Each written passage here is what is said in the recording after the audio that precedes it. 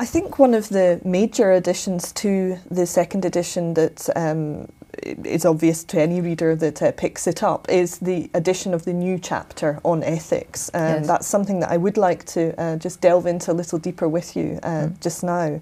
I'd like you just to perhaps talk a little bit about why you felt it was necessary to include an additional chapter, following on, if you like, from the more pragmatic concerns that concluded the first edition. And then perhaps we could talk about your understanding of ethics as applied to translation. Okay. As I said, the last 10 years have seen a lot of developments and changes in the way the discipline functions. We now have a discipline, and in the way the profession functions. The fact that we now have a discipline in itself requires us to think and engage with issues of ethics, because there's hardly any discipline today that doesn't have a component of ethics in the training it delivers to its students. So even things like computer science, business studies, medicine, of course, engineering, all disciplines have to deliver some component of ethics, because that is part of the maturation process of a discipline to show that it's able to reflect critically on what it does.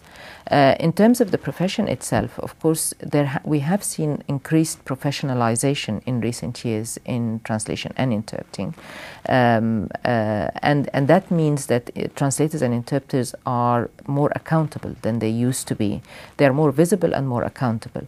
Accountability means that you have to be able to reflect on what you do and take decisions that you can then answer for, whether legally or in other ways.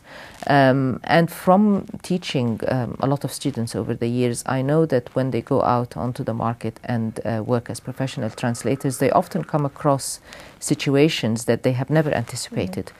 Situations that are not taxing linguistically, but they are taxing in terms of their ethical implications. And because they haven't anticipated them, and they haven't rehearsed arguments and thought critically about the impact of what they do on others, they often make decisions that they regret later. And that's even more important, actually, than legal accountability, because at the end of the day, people live with themselves. They have to live with themselves. And if they end up making the wrong kinds of decisions, and they have no way of going back and putting things right, that's quite an unpleasant thing to live with. And so I felt that it is important to add something that reflects now that increased professionalization in the discipline, and the fact that it is a discipline, something that shows that we can reflect not only on the kind of mechanics of what we do, but that allows us to reflect on the impact of what we do on others, because that's what ethics is. And you asked me about my understanding of ethics. Ethics is about the impact of what we do on others, and this kind of difficult balance that we have to keep between the rights of the self, my rights personally, and the rights of others that I come in contact with, and the rights of different others, because often the rights of different people clash with each other.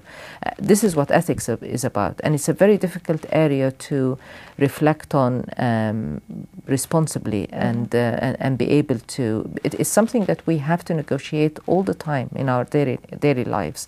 But translators and interpreters are in a very important position of having a major impact on the lives of others, the welfare of others. They work in situations like the asylum system.